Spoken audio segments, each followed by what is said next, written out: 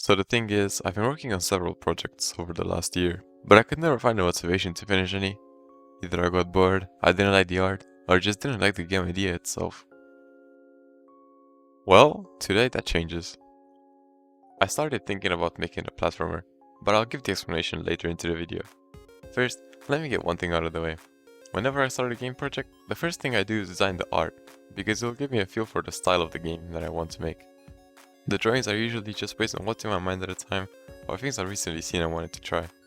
Well, this time around, I've been thinking about pixel art faces, and how hard it is to show seriousness on a 16x16 canvas, where the face only makes up a tiny portion of those pixels.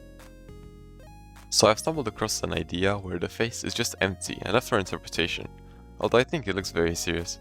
So hopefully this is how it comes across to you too. I decided to make a female character this time, as the original art that I saw without a face was also a girl. I actually think she looks pretty decent for a first trial, but there is something wrong. To me, it looks like her torso might be a little too small. But this isn't really something that I can change easily. As mentioned, this is a 16x16 canvas, and what do you know, she takes up the whole 16 pixels high.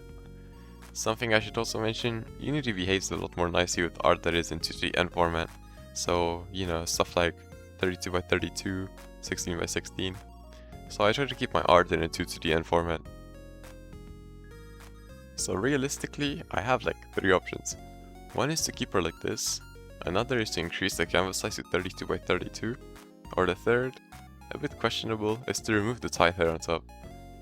I don't like any of these options, but I'm pretty much forced to go with option 2. It hurts to look at it because there's just so much empty space, but it looks best in game, so it'll have to do. Without the height, she looks disproportionate, and without the tight hair, she looks kind of dull. This option does pretty much future-proof the project though, since if I need more space in animation later on, I won't have to worry about it, so I'm pretty happy with the result overall. But of course, her standing is not the only animation. I drew up an entire sprite sheet, but I'll show those later in-game, since I don't really have enough time in this video to show all the individual sprites. The last thing we need right now are some tiles to use as testing routes, to start implementing mechanics into the game. So I made some quick tile design, imported it into TileSetter, and called it a day. I'll be using these just for testing, and they will not make the final cut. Okay, now we're in-game, but it does look a little dull, so let's change that. Alright, a little more detail here and there made it look a bit better. Still though, far from enough for the final cut. This is just to get an idea of where I want the art to end up. Now that the art is out of the way, let me explain why a platformer. I was recently recommended a video about King's Quest III speedrunning, and in that video, there is a section that talks about a spell that lets you turn into an eagle. I thought it could be a cool concept for a 2D platformer, since it's not extremely overpowered. There will be limitations, but for now, let me give a demonstration. The bird is super slow, which is one limitation, but it's not the only limitation. Anyway, it's not viable to use an entire level. Both human and bird form also have acceleration and deceleration, although human has a faster acceleration coefficient and a higher top speed, and therefore the bird is even slower as it takes a longer time to reach a smaller peak velocity. But despite all of this, the bird is still incredibly useful in speedrunning. Let me show you. This little jumping section here is easy to complete, right? Even in the human form. So since it is so easy, why would the bird help? Well, take a look.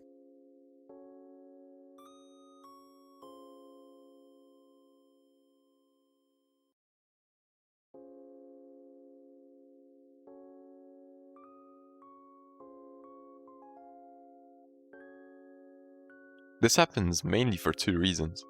The first reason is because even if they are different game objects, between transformations, I decided to conserve their speed. So if the human jumps and is at the human's top speed, the bird will keep that speed, but decelerate to the bird's top speed. This practically grants the bird a speed boost for a short time, which helps it clear a long distance quickly. Now, the second reason is ripped straight out of Bethesda's books.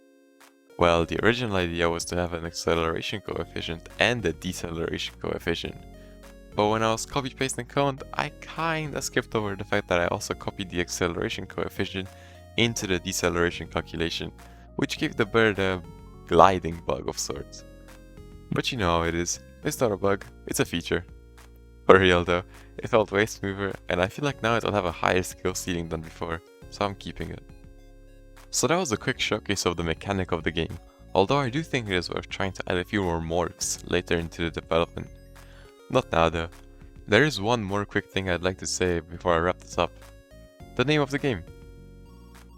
I have decided to call it Otherside Protector, and for good reason, but that reason is for later, not for today. But for now, I said all that I had to say, so I guess I'll see you later.